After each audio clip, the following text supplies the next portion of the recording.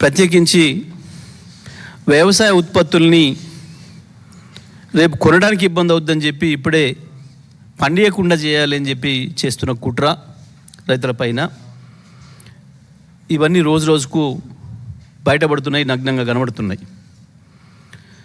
నిన్న మళ్ళీ ఉత్తమ్ కుమార్ రెడ్డి అదే మూర్ఖత్వాన్ని బయట పెట్టుకున్నాడు. ఢిల్లీకి వెళ్ళి కూడా వీళ్ళకి ఏమాత్రం సోయలేదు, కృష్ణ పైన కానీ గోదావరి పైన కానీ. కాళేశ్వరం విషయంలో ఆనాడు మాట్లాడిన తప్పుడు మాటలు, ఆనాడు మాట్లాడిన అబద్ధ ప్రచారాలు, ఎన్నికలకు తాత్కాలిక అవసరంగా మాట్లాడిన అబద్ధాలు, కేసీఆర్ గారి పైన చేసిన ఆధారం లేని, అర్థం లేని, అసంబద్ధమైన ఆరోపణలు, వాటిని నిలబెట్టుకోవడం కొరకు మళ్ళీ పదే పదే అది మాట్లాడుతున్నారు. కానీ ఇప్పుడు ప్రత్యేకించి మొన్న యాసంగిలో ఏదైతే ధాన్యం కొనడంలో విఫలం చెందినరో దాని నుంచి రైతులు వీళ్ళు చెప్పిన మాట ప్రకారం మొదలు దొడ్డు ఓట్లకే బోనస్ ఇస్తారనుకున్నారు 500. కానీ వీళ్ళు మాట మార్చి సన్న ఓట్లకు బోనస్ ఇస్తామంటే కూడా నెమ్మదిగా రైతులందరూ కూడా సన్నోట్ల వైపు మారుతున్నారు. దాంతో వీళ్ళ అంచనాలకు మించి వీళ్ళు తప్పించుకోవడం కొరకు అన్న మాట అది. సన్న ఓట్లు అయితే పండిస్తలేరు, కేవలం కృష్ణా ఎడమ కాలువ వైపు కొంత, నాగార్జునసాగర్ ఎడమ కాలువ వైపు కొంత పండించినా అవి మిల్లర్లకే సరిపోతున్నాయి అన్న సమాచారంతో సన్న ఓట్లకి ఇస్తామని చెప్పి ప్రకటించారు. కానీ క్రమంగా ఇవాళ రైతులు మొత్తం రాష్ట్రం అంతటా కూడా సన్నోట్ల వైపు మళ్ళీనరు. దాంతో కంగుతిన్న ప్రభుత్వం రైతాంగాన్ని మోసం చేస్తూ పంటే పండియకుండా చేయాలన్న కుట్రతోని నదుల నీళ్ళు, ప్రాజెక్టుల నీళ్ళు ఇవ్వడం లేదు. అది గోదావరి పైన మొదటి నుంచి స్పష్టంగా కనపడ్డది. మళ్ళీ నిన్న ఇవాళ కృష్ణా నుంచి వెళ్ళి నీళ్ళు వస్తుంటే కూడా కృష్ణా వైపున లిఫ్ట్ ఇరిగేషన్లు ప్రారంభం చేయకుండా, జూరాల నుంచి కూడా నీళ్ళు ఇవ్వకుండా, శ్రీశైలం నుంచి వెళ్ళి కూడా నీళ్ళు ఇవ్వకుండా పెద్ద కుట్ర తెరదిస్తుంది ఈ ప్రభుత్వం. ఇది మొన్నటి వరకు మనకు కేవలం ఏదో కేసీఆర్ గారి మీద ఆ రోజు చేసిన అబద్ధపు ఆరోపణలు నిజమైతాయి, బయటపడుతుంది, వాస్తవాలు తెలుస్తాయి ప్రజలకి అని చెప్పి చేయట్లేదు అన్న భ్రమంలో ఇంతకాలం ఉంచిండ్రు మీడియాను అందరినీ. కానీ అసలు ప్రభుత్వం కుట్ర రైతుల్ని వ్యవసాయం నుంచి దూరం చేయడం కొరకే, రైతుల్ని వరి పండించకుండా ఉండడం కొరకు మాత్రమే ప్రభుత్వం కుట్ర చేస్తుంది. దాంట్లో భాగంగానే ఒకవైపు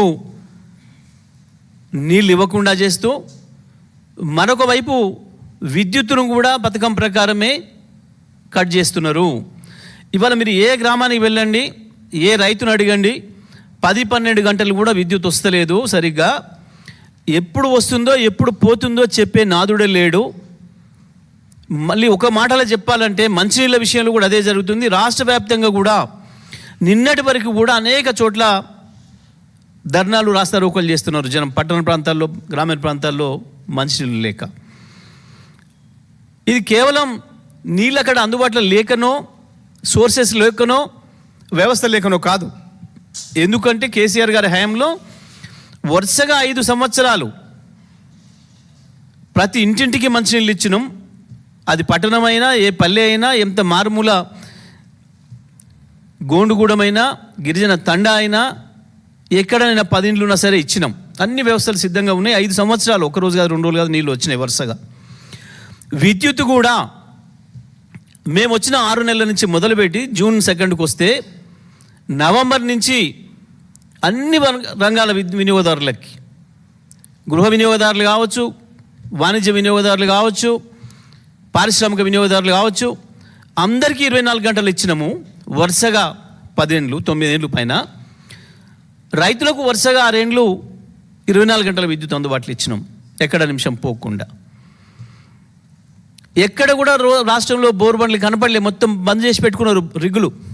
ఎక్కడికక్కడ ఇతర రాష్ట్రాలకు పంపుకున్నారు, అమ్ముకునే వాళ్ళు అమ్ముకున్నారు. కానీ ఇవాళ మీరు నిన్నటి వరకు, ఇవాళ ఈ తుఫాన్ ప్రభావం వల్ల వచ్చిన వర్షాలకు పొలాల్లో పోకుండా ఆగినాయి. కానీ నిన్నటి వరకు మీరు ఎక్కడ చూసినా మళ్ళీ 9 జిల్లాలలో రిగ్గులకు ఎక్కడ లేని డిమాండ్ వచ్చింది. విద్యుత్ కోతలు అంతు లేకుండా పోయింది. మంచి ఇళ్ళకు దిక్కు లేకుండా అయింది.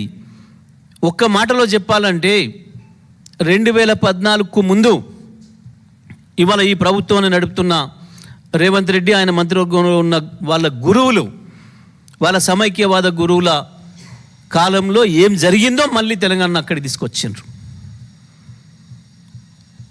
దురదృష్టం ఇది.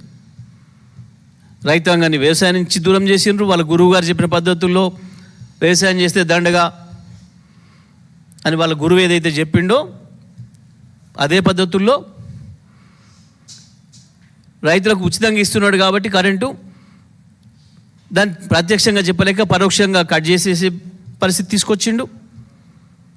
ప్రతిదీ కూడా 2014 ముందు పరిస్థితులకు తీసుకుపోయినారు మళ్ళీ ఈ రాష్ట్రాన్ని. మేము ఉత్తానే చెప్పడం లేదు, ఆరోపణలతో మేము చేస్తలేదు. ఇది ప్రతిదీ కూడా వాస్తవం. రిపోర్టర్లుగా, కెమెరామెన్లుగా మీ అందరి అనుభవంలో ఉంది వాళ్ళ విద్యుత్ పరిస్థితి ఏందో. హైదరాబాద్లో కూడా రోజుకు 10 సార్లు పోతుంది విద్యుత్. ఎంతసేపు పోతుందో, ఎప్పుడు వస్తుందో చెప్పేటోడు ఉండడం లేదు. హైదరాబాద్ పట్టణంలో కూడా, పల్లెల్లో మళ్ళీ పాత పరిస్థితి. నిన్న మనం అనేక చోట్ల చూస్తున్నాం. ట్రాన్స్ఫార్మర్ కాలిపోతే రైతులు స్వయంగా వాళ్ళ ట్రాక్టర్ల మీద తీసుకొచ్చుకొని లైన్లలో నిలబడాల్సిన పరిస్థితి. ఒక్కొక్క చోట 10 రోజులు, 15 రోజులు, 20 రోజులు పడుతుంది మళ్ళీ ట్రాన్స్ఫార్మర్ రిపేర్ అయితే. మా సమయంలో హైదరాబాద్ సిటీలో 2 నుంచి 3 గంటలు ట్రాన్స్ఫార్మర్ ఫెయిల్ అయితే. గ్రామాలలో రైతులకు ఏమాత్రం ఇబ్బంది కలగొద్దు, మేము ఆర్డర్ ఇచ్చింది 24 గంటల లోపులనే మళ్ళీ కొత్త ట్రాన్స్ఫార్మర్ ఉండాలి అని. కానీ 10-12 గంటల లోపులనే ఇవ్వగలిగినాం. ఆ రోజు ప్రతి సెంటర్లో, రిపేరింగ్ సెంటర్లో స్టాక్ రెడీగా పెట్టినాం మేము ఆనాడు. ప్రతి చోట, ప్రతి సబ్స్టేషన్ దగ్గర స్టాక్ రెడీగా ఉండేది ఎప్పుడు కూడా. కానీ ఇవాళ పరిస్థితి లేదు. విద్యుత్తును కావాలనే ఉత్పత్తి చేయడం లేదు. థర్మల్ విద్యుత్తును బొగ్గు కుంభకోణం చేసి, బొగ్గును సరైన పద్ధతుల్లో నిర్వహణ చేసుకోక, సింగరేణి నుంచి వెళ్ళి బొగ్గును తెచ్చుకోలేక, యాదాద్రిలో కావచ్చు, వీళ్ళు పెద్ద లెసవాగుడు వాగిన పిటిహెడ్ అని చెప్పిన కొత్తగూడెంలో కూడా బొగ్గు కాస్ట్ను తగ్గించుకోవడం కొరకు 500 మెగావాట్ల యూనిట్ను బంద్ చేసి పెట్టినరు. యాదాద్రిలో 4 ప్రారంభమైతే 2 నడుపుతున్నారు. ఒక పథకం ప్రకారమే రైతాంగానికి విద్యుత్ కోతలు విధించడం కొరకు మాత్రమే, పరోక్షంగా రైతుల పంట దెబ్బతీయడం కొరకు, రైతులను పంట పండించకుండా చేసేదాని కొరకు చేస్తున్న కుట్ర ఇది. ఇవాళ మేము తప్పకుండా గ్రౌండ్ రిపోర్ట్ తీసుకొచ్చి ఇస్తాం. ఈ పాటికి గోదావరి జిల్లాలలో నాట్లు అయిపోయినాయి. కానీ వాస్తవానికి మేము కేసీఆర్ గారి నాయకత్వంలో గత 5 సంవత్సరాలు గోదావరి జిల్లాని మించిపోయినాయి. సూర్యాపేట జిల్లా కావచ్చు, ఉమ్మడి వరంగల్ జిల్లాలోని 4 జిల్లాలు కావచ్చు, కరీంనగర్, మెదక్ జిల్లాతో సహా, ఉమ్మడి మెదక్ జిల్లాతో సహా గోదావరిని మించిపోయినాయి వాస్తవానికి. అక్కడి నుంచి వచ్చిన మిత్రులు అనేది అన్నా, మేము ఒకప్పుడు చూసి గోదావరి గొప్ప అనుకున్నాం, గోదావరి జిల్లాలు మించి ఇవాళ మీరు తెలంగాణలో చేసిండు కేసీఆర్ అని. హైదరాబాద్ నుంచి వెళ్ళి విజయవాడకి వెళ్ళే ప్రతి ఒక్కరు చెప్తున్నారు మాకు, అన్నా ఏం మాయ చేసిండు కేసీఆర్, ఎటు చూసినా తెలంగాణలో పచ్చ కనబడుతుంది ఇవాళ అని. నిజమే, ఇవాళ మళ్ళీ 2014 పునరావృతం అవుతుంది ఎక్కడికి వెళ్ళి చూసినా. ఇవాళ మళ్ళీ కానేపల్లి దగ్గర నుంచి 1,00,000 క్యూసెక్ల పైన నీళ్ళు పోతున్నాయి, లక్ష్మీ బ్యారేజ్ దగ్గర నుంచి. ఇవన్నీ పోయినాయి. ఇప్పటికీ అక్కడ నాట్లు అయిపోయినాయి గోదావరి జిల్లాలో. దాదాపు ఇప్పటికీ 200 టీఎంసీల పైన కానేపల్లి పంప్ హౌస్ దాటి నీళ్ళు వెళ్ళిపోయినాయి కిందికి. వాస్తవానికి ఎల్ఎండి కంటే కిందనే ఇప్పటికి మనం 140 టీఎంసీలు నింపుకుందాం. ప్రతి ప్రాజెక్టు నింపే నీళ్ళు వచ్చినాయి, పోయినాయి. వీళ్ళు పోయింది పోయింది అని ఏదైతే చెప్తున్నారో కాళేశ్వరం విషయంలో ఏదైతే కాకుల్లాగా గద్దల్లాగా అరిచిండ్రో, ఇవాళ మీరు ఎల్లంపల్లి నుంచి నీళ్ళు తీసుకురావడానికి ప్రారంభించిన పంపులు కూడా కాళేశ్వరమే. తెలంగాణ ప్రజలందరూ కూడా గమనించాలి. ఇవాళ వాళ్ళు ఎల్లంపల్లి దగ్గర నుంచి మిడ్మానేరుకు నీళ్లు తీసుకురావడానికి ప్రారంభం చేసిన పంపులు ఏదైతే నీళ్లు వస్తున్నాయో ఇవాళ మనకు చూపిస్తున్నారో అవి కావచ్చు, నందిమేడరం కావచ్చు, గాయత్రి పంపులు కావచ్చు, లక్ష్మీపురం దగ్గర ఉన్న గాయత్రి పంపులు కావచ్చు, ఇవన్నీ కూడా బాహుబలి పంపులు కాళేశ్వరం లిఫ్ట్ ఇరిగేషన్లో భాగంగా వచ్చి నిర్మాణమైనవే. ఈ వ్యవస్థ అంతా కాళేశ్వరం వ్యవస్థే.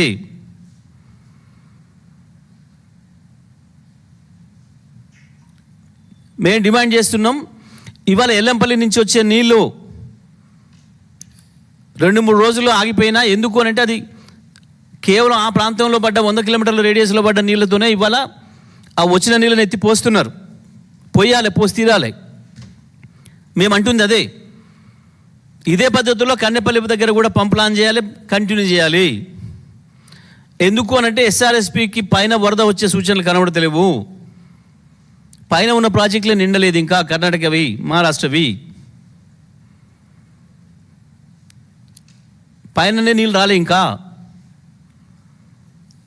కాబట్టి ఏ పరిస్థితుల్లో కూడా ఈ వైపు నుంచి నీళ్ళు వచ్చే అవకాశం కనబడతలేదు. మేము మళ్ళీ డిమాండ్ చేస్తున్నాం, ఏదైతే మీరు ఇవాళ ఎల్లంపల్లి నుంచి నీళ్ళు తెస్తున్నారో ఎల్లంపల్లిలో నీళ్ళు అయిపోతే కన్నేపల్లి కూడా ప్రారంభం చేయాలి. ఎట్టి పరిస్థితుల్లో కూడా ఇక్కడ కొండపోచమ్మ బస్వాపూర్ వరకు నీళ్ళు తీసుకురావాలి. అక్కడ మాకు వరంగల్ జిల్లాలో మైలవరం, బయ్యన్నవాగు నుంచి సూర్యాపేట వరకు కూడా, కోదాడ వరకు కూడా నీళ్ళు ఇచ్చి తీరాలి తప్పకుండా. రైతాంగం అందరూ కూడా ఎదురు చూస్తున్నారు. మేము విద్యుత్ విషయంలో కూడా మళ్ళీ డిమాండ్ చేస్తున్నాం, మళ్ళీ 24 గంటల విద్యుత్తును పునరుద్ధరించాలి. మీరు చెప్పకుండానే 12 గంటలకు 11 గంటలకు తగ్గించిండ్రు. అది కూడా ఎప్పుడు పోతుందో ఎప్పుడు వస్తుందో తెలియని పరిస్థితి తీసుకొచ్చిండ్రు. ప్రభుత్వం విద్యుత్ కోతలు ప్రకటించదలుచుకుంటే చెప్పి ప్రకటించండి, ఏ సమయానికి పోతుందో ఏ సమయానికి ఇస్తారో. గతంలో మీ సమైక్యవంతుల గురువులు చెప్పిన పద్ధతుల్లో రోజుకు 6 గంటలు ఇస్తారా, 8 గంటలు ఇస్తారా, 12 గంటలు ఇస్తారా, కట్ చేయదలుచుకున్నారా? లేదు కేసీఆర్ ఇచ్చినట్టుగా 24 గంటలు విద్యుత్ కొనసాగిస్తారా? ప్రభుత్వం వెంటనే ప్రకటన చేయాలని చెప్పి కూడా మేము డిమాండ్ చేస్తూ ఉన్నాం.